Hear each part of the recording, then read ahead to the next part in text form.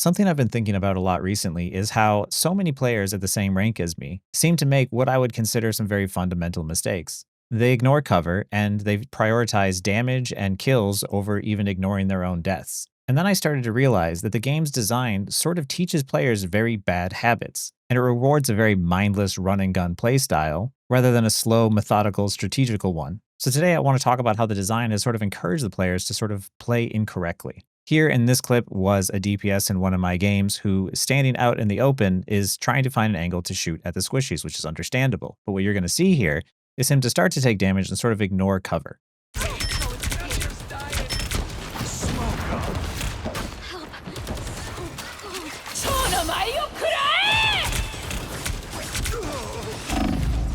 After taking a little bit of damage to the Bucky he knew was there, he walked back out, got healed back up, and then walked back in, and while he was taking damage, instead of prioritizing cover, he walked deeper into the damage. And then by the time he tries to escape, it's basically too late. Now for me, this is not a position you'd ever find me in. I would always try to prioritize my cover and rotating between each piece of cover. And the only way to bail out somebody in that position is to play a support like Cloak and Dagger, Invis Woman, or Luna and use their ultimates in order to keep them alive. I've talked a little bit in some of my other videos about how bad players use those ultimates as a crutch, but because those ultimates are so easy to get value, they're also so easy to rely on and also so easy to expect. This also creates another problem in which supports, even if they wanted to play other supports, can't play other supports because so many players are so used to making crucial mistakes that they feel like they have to play those supports that bail players out of bad mistakes. And understandably, you're going to be forced onto them at some point. And at the same time, those large support ultimates actually provide a massive amount of healing, bumping up the strategist's stats, making it seem like they had a greater performance than they actually did. Now I'm going to hop into another game and show you how damage dealt can be misleading as well. So in this situation, I have my ultimate ready and the enemy Luna is ulting already. If I were to pump damage into the enemy team right now, I might risk taking damage myself or even possibly dying. So really the best thing for me to do in this situation is to set up and prepare for Luna's ult to end so I can use my ultimate right afterwards.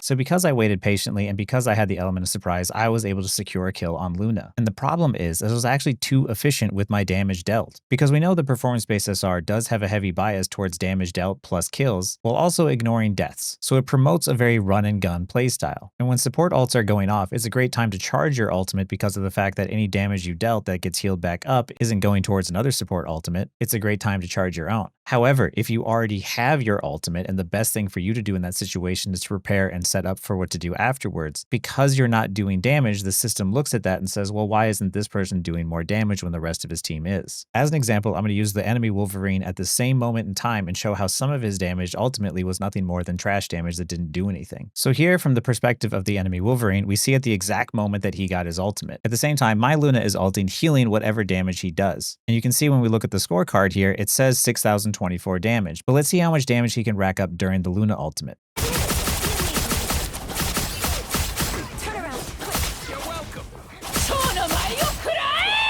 As he backs away from the Luna ultimate and turns to see me at the exact moment that I'm jumping on the back line, we can now look at the scoreboard and see that he has 7,032 damage. An extra 1,000 damage that ultimately that damage didn't mean anything. It would have been far better to get his ultimate and immediately prepare to use that ultimate after the Luna ended. And most players at the end of the game are going to look at their damage and final hits and think that that is the only thing that really mattered. But when you look in the context of the game, you realize that a lot of the damage dealt in the game is sometimes inefficient trash damage that ultimately didn't mean anything anyway. And according to performance-based SR, because of the fact that damage and kills are weighed so heavily, the system thinks that Wolverine did a lot. And doing that kind of trash damage ultimately hurts his teammates as well, because their stats are also weighed against his. Now I'm going to show you an example from one more game in which I play slower and more methodical. So here on Krakoa, you see me sneaking around the left-hand side because my goal is to get to the back line and try and bait totems out of Loki before I can attack. During this time, of course, the fight has started and both sides are dealing damage to one another. And while I set myself up for this play, the lack of me doing damage is still going to be weighed against me later after the game ends.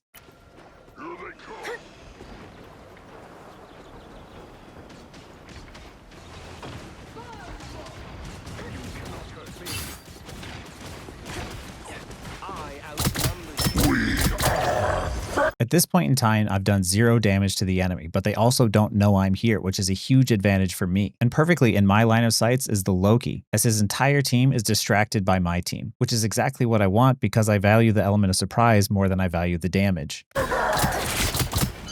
like the mission area is yours to capture now.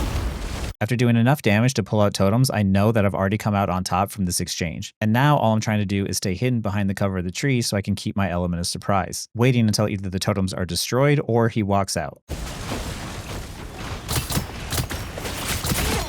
In the exact moment that Loki walks out, because of the fact that I wasn't constantly doing damage and constantly applying pressure, he didn't know I was there, making for a very easy execute and swinging the fight into our favor.